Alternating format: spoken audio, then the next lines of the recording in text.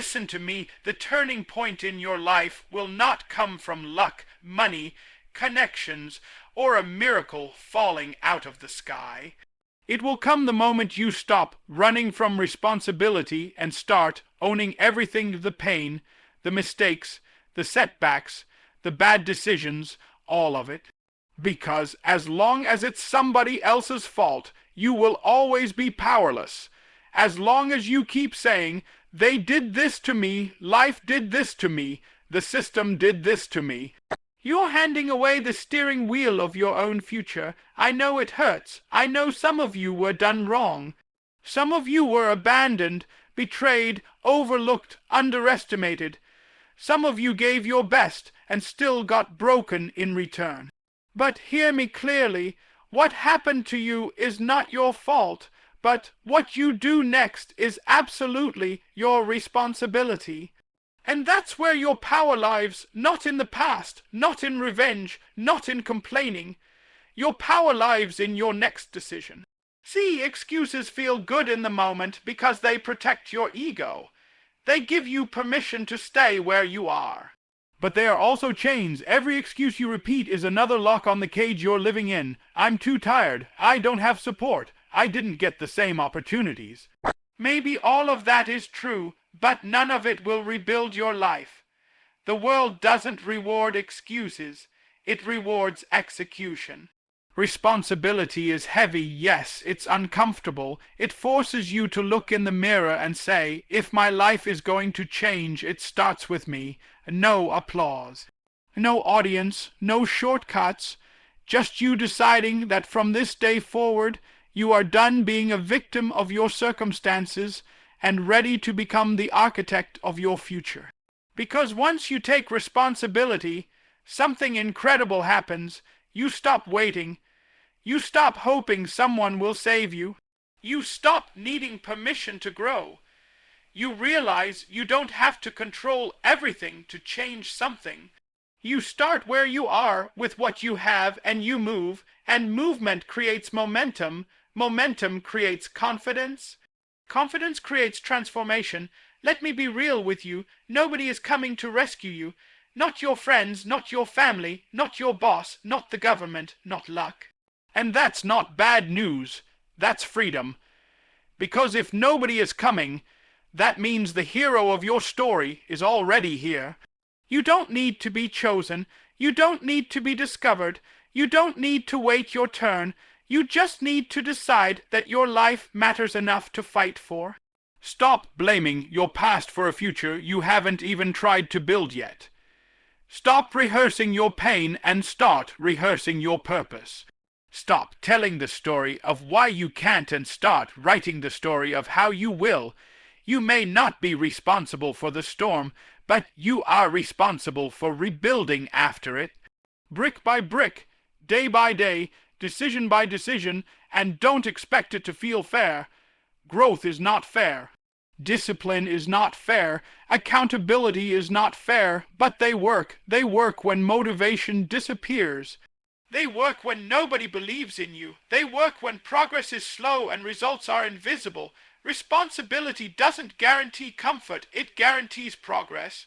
So tonight, tomorrow morning, whenever you hear this, I need you to draw a line in your mind. On one side is the old story, blame, excuses, waiting, wishing.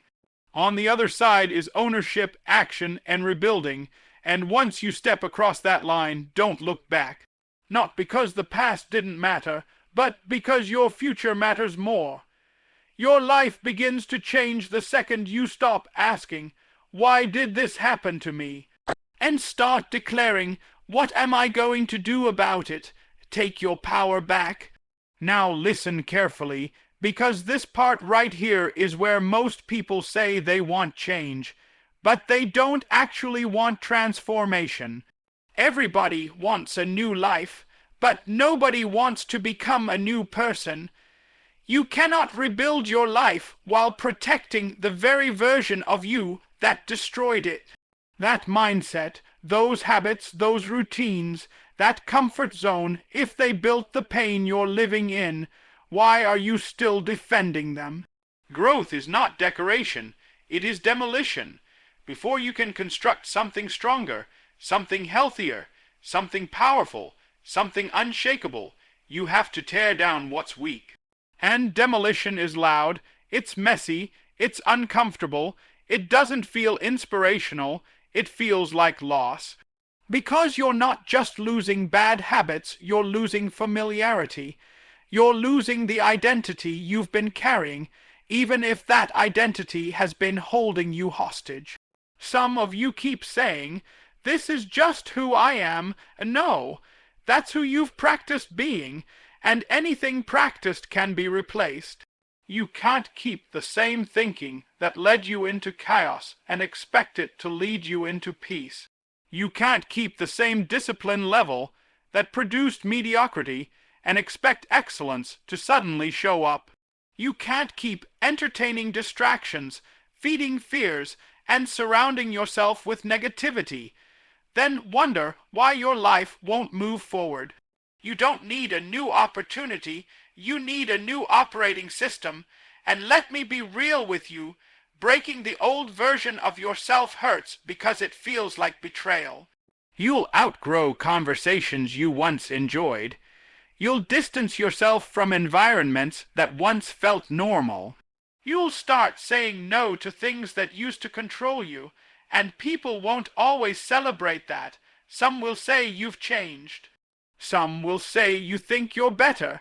Some will try to pull you back into the comfort of who you used to be, because your growth makes them confront their own stagnation. But you are not here to stay comfortable. You are here to become capable. The late nights scrolling instead of building that has to go. The procrastination disguised as "I'll start tomorrow" that has to go. The fear that whispers, "What if you fail?" that has to be replaced with, "What if you never try?" The toxic relationships that drain your energy, your focus, your self-worth, those cannot come with you into your rebuilt life. You don't carry poison into a healing process, and don't wait until you feel ready. Readiness is a myth. You become ready by moving. You become strong by struggling. You become confident by doing things before confidence shows up. The old version of you waits for perfect conditions. The new version creates progress in imperfect conditions. Every day you choose discipline over comfort, courage over fear, action over excuses. You are literally starving the old identity and feeding the new one. It won't happen overnight. There will be days you slip, days you doubt, days you feel like nothing is changing. But even demolition takes time. Walls don't fall with one hit, they fall with repeated impact. So stop trying to negotiate with the person you used to be. Stop saying, "I'll change, but I'll keep this one habit, this one comfort, this one excuse." No, partial commitment produces partial results. If you want a different life, you need a different standard. And here's the truth most people don't want to hear: the new you is already inside you, but it's buried under layers of fear, comfort, insecurity, and routine. Your job is not to invent greatness. It's to uncover it by removing everything that's been suffocating it. You don't need permission to evolve. You don't need approval to grow. You don't need consensus to become dangerous to your limitations. So let the old version of you be uncomfortable. Let it panic. Let it resist, because that resistance is proof that change is actually happening. Burn the excuses. Break the patterns. Outgrow the limits. Become someone your past can no longer contain. Let me tell you something that most people don't want to hear. Motivation is unreliable. It feels amazing when it shows up, but it disappears the moment life gets hard. You feel motivated when the video is playing, when the music is loud, when everything is going your way. But what about when you're tired? What about when you're discouraged? What about when nobody is clapping, nobody is watching, nobody even cares whether you show up or not? That's where your life is really decided, because motivation might get you started, but discipline is what carries you across the finish line. You cannot rebuild your life on feelings. Feelings change with the weather. Feelings change with sleep. Feelings change with one bad conversation, one disappointment, one moment of doubt. If your actions depend on how you feel, then your progress will always be inconsistent. Some days you'll move forward, other days you'll fall back, and at the end of the year you'll wonder why nothing really changed. Discipline doesn't ask how you feel. Discipline says do it anyway. It's waking up when your body says stay in bed. It's working when your mind says take a break. It's staying focused when distractions are screaming your name. It's keeping promises to yourself long after the excitement fades. Anybody can grind when they feel inspired. Champions grind when they feel empty. And listen, discipline is not punishment. It is self-respect in action. It's you telling yourself, my future matters more than my comfort right now. Every time you choose the hard thing over the easy thing, you are casting a vote for the person you are becoming. One choice won't transform you, but thousands of small choices repeated daily will build a version of you that cannot be stopped. People always ask for the secret. They want the shortcut, the hack, the overnight transformation, but rebuilding a life is not magic, it's masonry. Brick by brick, day by day, repetition after repetition, the boring work, the unseen work, the work that doesn't get applause, that's the work that changes everything. There will be mornings when you question yourself, nights when progress feels invisible, weeks when it seems like you're pushing with all your strength and nothing is moving. That's when most people quit, not because they can't continue, but because they don't see immediate results. Discipline keeps going even when the reward is delayed, and let me be clear, discipline is not about perfection. You will mess up, you will miss days, you will have moments of weakness. The disciplined person is not the one who never falls, it's the one who refuses to stay down. They don't turn one mistake into a permanent lifestyle. They reset fast, they get back up fast, they keep the promise alive. Your environment will test you. Your friends may not understand. Your old habits will try to pull you back like gravity. Comfort will whisper, you've done enough. Doubt will whisper, what's the point? But discipline answers with action, not arguments. It just shows up again and again and again. Over time, something powerful happens. What once felt hard becomes normal. What once required willpower becomes automatic. You don't fight yourself as much because the disciplined version of you becomes your default setting. You stop negotiating with weakness because strength has become your routine, and that's when rebuilding accelerates. Not because life got easier, but because you got stronger. So stop waiting to feel ready. Stop waiting for the perfect mood, the perfect time, the perfect circumstances. Those don't create discipline. Discipline creates them. Start small if you must, but start consistently. Keep stacking wins, no matter how tiny they seem.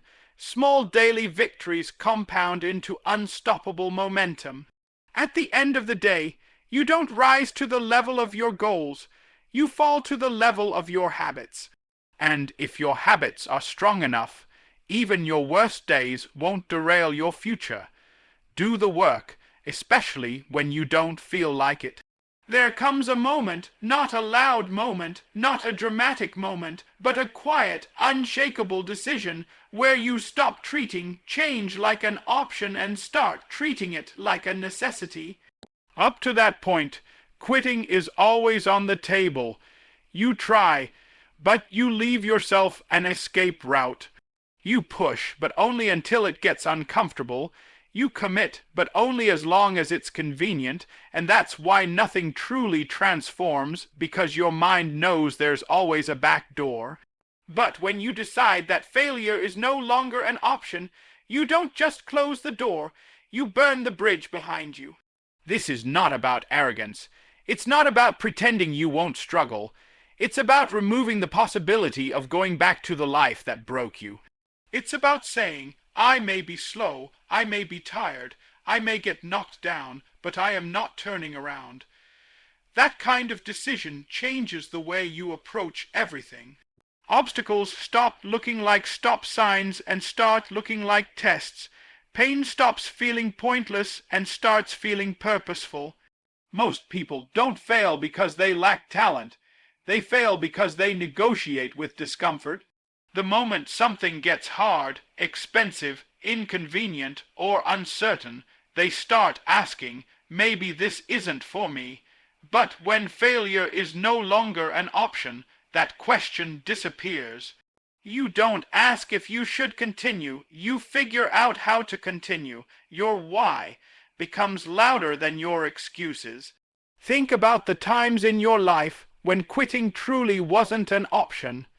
You found strength you didn't know you had. You endured things you once thought would break you. You adapted, you fought, you survived.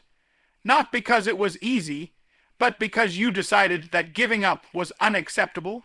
That same energy applied to rebuilding your life makes you unstoppable, and understand this deciding doesn't eliminate fear. You will still feel doubt. You will still hear that voice whispering, what if you fail? What if you're not enough? What if it doesn't work? The difference is that those voices no longer control your actions. Courage is not the absence of fear. It is movement in spite of it. When failure is not an option, creativity increases. You look for solutions instead of excuses. You learn new skills instead of complaining about limitations. You ask for help instead of suffering in silence.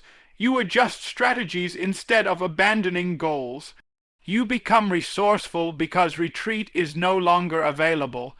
And yes, there will be days that feel unbearable. Days when progress is invisible. Days when you question whether the sacrifice is worth it. In those moments, your decision becomes your anchor. You don't rely on emotion. You rely on commitment. You remind yourself that temporary pain is the price of permanent change. Stop giving yourself permission to settle. Stop tolerating a life that drains you. Stop shrinking your dreams to match your fears. You were not built to live small, safe, and stagnant. You were built to grow, to fight, to rebuild, to rise. Some people wait for rock bottom to make this decision. They wait until there's nothing left to lose. But you don't have to wait for disaster to wake you up. You can choose right now that average is no longer acceptable, that survival is no longer enough, that your future deserves more than your past delivered.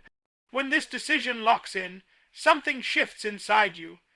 You stop comparing your pace to others because quitting isn't part of your story anymore. You stop obsessing over how long it will take because you're committed for as long as it takes. You stop fearing failure because even failure becomes feedback, not a final destination. You become dangerous to your old limits. So draw the line in your heart, not in sand but in stone. Decide that the person you are becoming matters too much to abandon. Decide that the life you are rebuilding is worth every ounce of effort, every sleepless night, every uncomfortable step forward. No more retreat, no more surrender, no more going back. Forward is the only direction left.